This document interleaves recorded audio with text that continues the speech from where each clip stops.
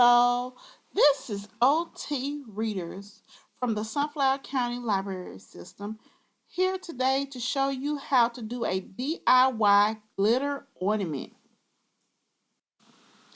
Ingredients: glass ornament, mop and glow, cup, glitter, funnel, white vinyl.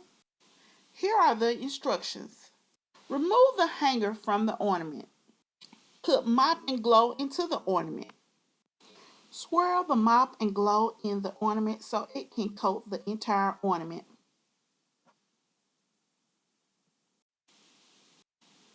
Drain out any excessive mop and glow into a cup.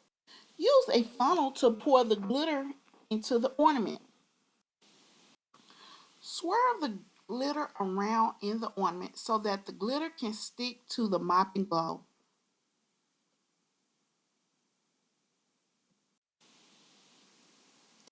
Let's decorate. Use a pre-cut vinyl to decorate the ornament. The possibilities are endless. The end.